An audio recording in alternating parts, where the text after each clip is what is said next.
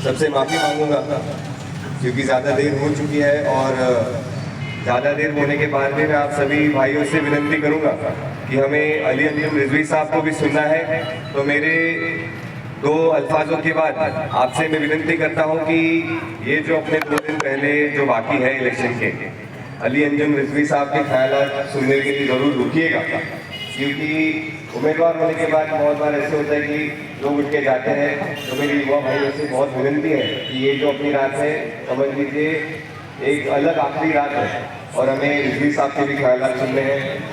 आज हम सब लोग यहाँ पर जो इकट्ठा हुए हैं, रावेर विधानसभा क्षेत्र की निवडणूक के तौर पर प्रचार सभा के लिए इकट्ठा हुए हैं। सभी उपस्थित भाई, बहुत सारी चीज़ें आप सबसे कहने की है और कोशिश मेरी पिछले 12-13 दिनों से यही चल रही थी कि रात के समय में अपने भाइयों से आऊँ, मोहल्ले में मिलूँ, गलियों में मिलूँ और उनसे बातचीत करूँ। उनकी भी इच्छा है कि आप आइए, मीटिंग कीजिए, हमसे बातचीत करिए, हमें आपके ख्यालात सुनने हैं, आपका दृष्टिकोण हमारे लिए क्या रहेगा, आप क्या करना चाहेंगे समाज के लिए, क्या करना चाहेंगे यावल शहर के लिए, और ऐसी सारी बातें सुनाने के लिए आज मैंने सभी दोस्तों से दरख्वास्त की कि आज नहीं, आज जितनी भी देर हो जाए, आज सबसे कम से कम एक दो बातें तो होनी चाहिए। और ऐसे एक दो बातें करते करते आप सभी को बताना भी चाहूँगा कि ये पिछले 12-13 दिनों में मेरे साथ क्या क्या हुआ।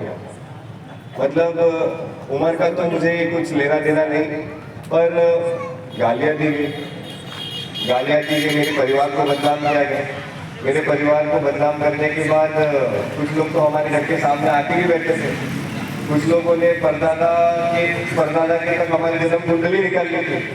और ऐसे करते करते आज हम प्रचार दौरे के एक दिन पहले के तौर पर पहुंचे हैं। और मैं आज भी सबसे कहना चाहूँगा कि मेरे लिए आपके पास बोलने के लिए ऐसा कुछ है नहीं। मैं बोलना नहीं चाहूँगा इन सब लोगों को, क्योंकि इनके बारे में बोलकर अगर उन पर चिकन फेंक करने के बाद अगर कभी हम कुछ हासिल करते हैं तो मुझे ऐसे नहीं लगता कि मैं कुछ हासिल कर पाऊंगा, क्योंकि ये अपनी तालीम के लिए, ये मेरे बुजुर्गों ने मुझे सिखाया नहीं है और मेरे साथ में जितने भी सारे लोग बैठे हैं मुझे आज भी वो नहीं सिखाते। और ये सारे लोग मुझसे उम्र में भी बड़े हैं, उसकी ख्यालात मुझे है, इसलिए मैं इनके बारे में कुछ नहीं कहूँगा। पर आज जो हम जमा हुए, इकट्ठा हुए हैं, मुझसे पहले अली भाई ने बहुत ज़्यादा मतलब एक अच्छी बात कही, छोटी सी बात थी पर बहुत अच्छी बात थी। जज्बात से काम ना ले, दिमाग से काम ले।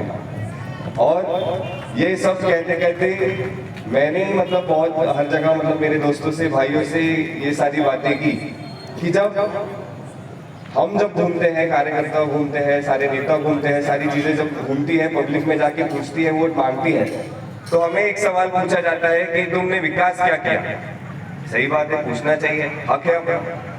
पर अगर आज आप विकास के माध्यम पर आप सवाल अगर पूछते हैं तो कल जाके जज्बात पे वोट क्यों करना चाहिए? हजम हो रही है बात? अगर कभी आज हम विकास पर सवाल कर रहे हैं तो हम जज्बात पे वोट क्यों करें? कौम के नाम पे वोट क्यों करें? किसी और के नाम पे वोट क्यों करें? ये बात हमें समझनी बहुत जरूरी है, क्योंकि आज हालात बहुत अलग है। आज हालात ऐसे हैं कि अगर कभी एक हिंदू भाई मुस्लिम समाज के भाई के साइड में बैठता भी है तो लोग टेढ़ी नजर से देखने वाले हैं। और इतने सारे हैं कि मैं सोच नहीं सकता किस दिशा में अपना समाज जा रहा है, किस दिशा में अपने सारे लड़के जा रहे हैं। इतनी द्वेष जो है ये बीजेपी ने अपने यहाँ पर फैलाई है। 2014 के बाद से नहीं, उनका काम तो बहुत पहले से शुरू था, पर उनको मकाम जो है 2014 को मिला। 2014 के बाद 2019 में भी मिला, पर आज 2024 में अपने लोकसभा में हम सब देख रहे हैं कि इनको जो ठोकर खानी थी, जो ठोकर देनी थी, वो कांग्रेस के माध्यम से सारे मित्र पक्षों ने उनको ठोकर दी है। जो ये कह रहे थे कि 400 चुन के आएंगे, हमने उनको 240 में ही रोका है। आज कह रहे हैं कि कटेंगे तो बटेंगे तो कटेंगे, ऐसे कह रहे हैं। पर हमारे युवा भाई उनको कह रहे हैं कि अगर हम पढ़ेंगे तो हम तुम्हारी तालीम की बात करो तो हम सुनेंगे, अगर तुम हमारे विकास की बात करोगे तो हम सुनेंगे, तुम अगर हमारे माता बहनों की सुरक्षा की बात करोगे तो हम सुनेंगे। ये सारी बातें अगर तुम करोगे तो हम जरूर सुनेंगे। हम बटने वाले नहीं, हम कटने भी वाले नहीं, हम पढ़ने ही वाले हैं, हम आगे ही जाने वाले हैं और हिंदू मुस्लिम साथ रह के ही आगे जा सकते हैं। ये मेरे ख्यालात है। यावल शहर के लिए, अपने रावेर तालुका के लिए, यावल तालुका के लिए, पूरे विधानसभा क्षेत्र के लिए मेरे सपने बहुत बड़े बड़े हैं। बहुत ही बड़े बड़े हैं, जो आप सुनेंगे तो आपको लगेगा कि ये छोटा सा बच्चा ऐसे सपने कैसे देख रहा है। पर मैं ये भी जानता हूँ कि अगर कभी मुझे सपने साकार करने होंगे तो आप सभी बड़े भाइयों का मुझे आशीर्वाद लगने वाला है, आप सभी का साथ मुझे लगने वाला है। और जिस तरह से आप दे रहे हैं, इतना दिल खोल खोल कर दे रहे हैं, वो देख के मुझे एक तरह का मतलब अभिमान होता है कि जरूर कुछ ना कुछ अच्छा हमने किया होगा, जरूर कुछ ना कुछ अच्छी तौर तरीके से जो जिंदगी आज तक जी है उसकी ये बदौलत होगी। और यही प्यार आप सभी में देखने को आ रहा है, सभी पूरे रावी रावल तालुके में देखने को आ रहा है। और बहुत सारी चीजें मैंने अभ्यास के माध्यम में अपने विधानसभा क्षेत्र में जरूर की है। जैसे कि मैं तो पिछले 3-4 सालों से संपर्क में था, और 3-4 सालों से संपर्क में था। उसके बाद मैंने सोचा कि हर गांव में जाकर गांव की पूरी परिस्थिति समझी जाए, शहर में जाकर शहर की पूरी परिस्थिति समझी जाए। और इसी माध्यम से पिछले 3-4 महीनों में मैंने दौरा निकाला, हर एक गाँव में गया, उनकी परिस्थितियाँ समझे, उनके सवाल समझे। अभी कुछ लोगों का कहना ऐसे हुआ कि इलेक्शन आए तो जनसंपर्क कर रहे होंगे, लोगों से वोट मांग रहे होंगे, लोगों की राय पहचानते होंगे। पर मेरा ये इरादा नहीं था। मेरा इरादा यही था कि अगर कभी मैं इस गांव के बारे में पूरी पढ़ाई ठीक से कर सकूं, तभी तो एक बार अगर कभी चुन के आगे तो उस गांव पे काम कर पाऊंगा, तभी तो उस गली में काम कर पाऊंगा, तभी तो उस तालुके के लिए काम कर पाऊंगा। और आप सभी के माध्यम से ये सारी चीजें मुझे समझने को मिली, पढ़ने को मिली, उस पर अभ्यास करने को मिली। इसलिए मैं आपको बहुत बहुत शुक्रिया अदा भी करता हूँ कि आपने ये सारी बातें समझी। और यही इरादे साकार करने के लिए चुनाव में मुझे तो जीतना है ही, जीतने की इच्छा हर एक उम्मीदवार की होती है, पर वो मेरी अकेले की इच्छा नहीं है। मैं नहीं मानता कि मेरी अकेले की इच्छा होनी चाहिए। अगर कभी आप सभी की इच्छा होगी तो ही मैं जीत पाऊंगा, और आप सभी की इच्छा होगी तो ही मैं वो जीत, अगर आप सभी की इच्छा होगी तो ही मैं वो जीत जो है वो मैं दिल से मना पाऊंगा। इस बात की मुझे तसल्ली है। आने वाले दौर में जो होता है, अभी दौर बदल चुका है। हमारे सेठ जी यहाँ पर मंच पे बैठे हैं, उनके दौर में एक मतलब एक तरीका हुआ करता था, गांव की जो पुजारी रहते थे उनके माध्यम से काम गांव में हुआ करता था। शहरों में तो वो बात कम से कम 10 साल पहले खत्म ही हो चुकी है। पर मैं चाहूंगा कि अगर कभी मैं युवा हूँ, मुझमें ऊर्जा ज्यादा है, मुझमें काम करने की क्षमता अगर कभी ज्यादा है, तो इसके आगे वार्ड निहाय और बूथ निहाय काम करने की मैं मतलब ताकत रखता हूँ। और यही मैं करना चाहूंगा कि हर एक वार्ड में, हर एक बूथ में जो भी अपना मतदाता हो, जो भी अपना रहने वाला इंसान हो, जो भी अपनी माता बहनें हो, उन तक जो है सरकारी कारनामा कैसे पहुंचे, सरकारी काम कैसे पहुंचे, ऐसे ही मेरे ख्यालात होंगे और ऐसे ही मेरा काम होगा। मैं आपको ये वादा करता हूँ कि अभी तो वैसे भी 10 बज चुके हैं, और 10 बजे तो कभी सोने की आदत तो मुझे है ही नहीं। आप सभी के लिए मैं अपने अगले 25-30 साल तक कम से कम 24 घंटे उपलब्ध हूँ दिन के।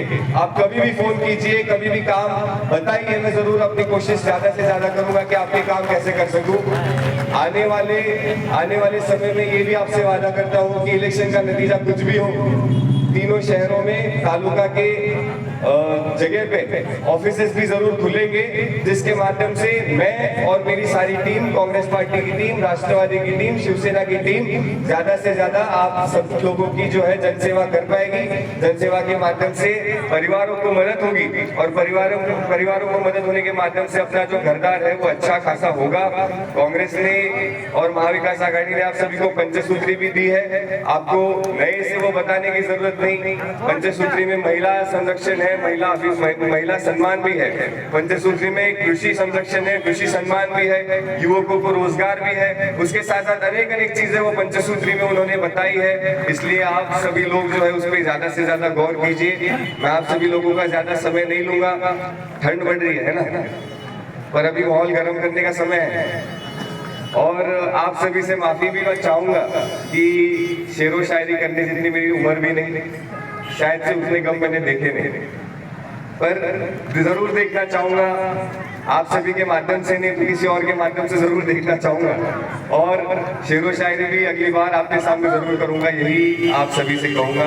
आप सभी ने जो आज रैली में इतना ज्यादा प्यार दिखाया, इतनी ज्यादा मोहब्बत दिखाया, यही मोहब्बत जो है अपने यावल शहर में, अपने तालुके के लिए, अपने विधानसभा क्षेत्र में हमें हिंदू मुस्लिम भाई बहनों में कायम रखनी है। इसी और में हमको काम करने हैं, और उसके साथ साथ जो अपनी मूलभूत सुविधाएं है, रास्ते है, लाइट है, गटर है, इन पे मैं बारकाई से काम करने ही वाला हूँ। यही मैं मैं आपसे वादा करता हूँ ज्यादा समय आप सभी का नहीं लूंगा। आप सभी यहाँ पर इकट्ठा हुए, आपका मैं तहे दिल से शुक्रिया अदा करता हूँ और मेरे 2 अल्फाज खत्म करता हूँ। जय हिंद, जय महाराष्ट्र, जय महाविकास आघाड़ी। और इसके बाद हमें अली अंजुम रिजवी साहब के ख्यालात भी सुनने हैं, तो आप मैं अली अंजुम रिजवी साहब से दरख्वास्त करता हूँ कि रिजवी साहब आप सभा को संबोधित कीजिए।